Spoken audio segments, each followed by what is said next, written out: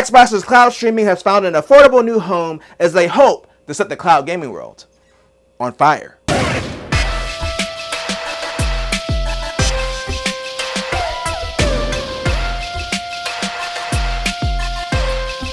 It's Sunday, so let's get sensational. I'm Mike, and I'm streaming to a device near you. Just like xCloud streaming, which Microsoft offers along with certain tiers of their Game Pass subscription, so you can stream games on mobile devices, PCs, and select Samsung TVs. But now it looks like they're selecting even more TVs to bring xCloud streaming to, as Microsoft has announced they're bringing Xbox game streaming to Amazon Fire TV sticks. For right now, they're only bringing it to two models of the Fire Stick 4K and the 4K Max, and of course you'll have to connect an Xbox controller via Bluetooth in order to play games with it.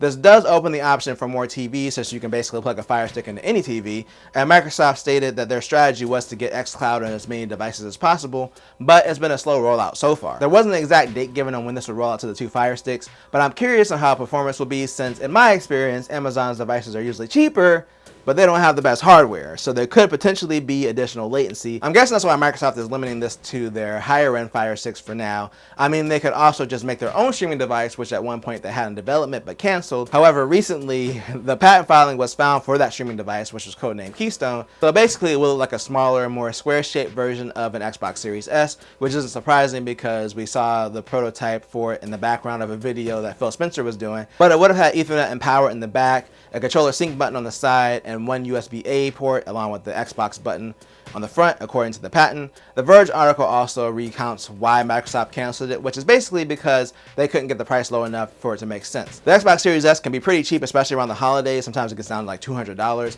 So if they couldn't get the streaming only Xbox to $100, then it wouldn't have made sense to buy it, especially when you can get a system that runs games natively and can stream games for only $100 more. But you know what else is around the same price as an Xbox Series S right now? The Steam Deck, specifically the 64 gig one, because it's on sale for Steam Summer Sale. But I'm not really here to talk about the price of the Steam Deck. I'm actually here to talk about a new Steam Deck feature that's currently available in beta. So Valve is adding a built-in recording feature to the Steam Deck that will allow people to capture video, audio, and voice chat audio. It doesn't currently support recording the Steam Deck's desktop. Previously, you could record gameplay, but you had to use a third-party app. So essentially, this just makes it more convenient since you can start the recording using the Steam Deck's interface. You can also do things like map a hotkey. You can specify how many recordings you want to keep, and it'll automatically override the older recordings. So yeah, it's just overall more convenient. So right now, this is in the beta branch of SteamOS, and I assume as long as nothing catastrophic happens, it'll roll out to the main branch of SteamOS at some point. I'm not big on recording gameplay outside of like doing my YouTube videos, but it's still a cool feature to have built into the Steam Deck. Another thing you can do with the Steam Deck that's actually pretty cool is emulate certain games like PS3 games. Perhaps Sony will one day emulate PS3 games themselves instead of making them playable via cloud streaming. Well, that could be happening sooner than we think. In fact, let's just go ahead and talk about it today in our final story. So a lot of people have been looking for a way to play PS3 games other than buying an actual PS3, and the only way Sony has provided was through streaming via PlayStation Plus.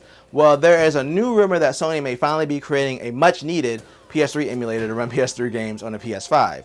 So this rumor originated from the Xbox Era podcast, but essentially the rumor is that Sony is working on backwards compatibility for select PS3 games. There's no word on if they would have any frame rate improvements like Microsoft did with some of the 360 back compat games, but at this point, I would take anything over their current streaming situation.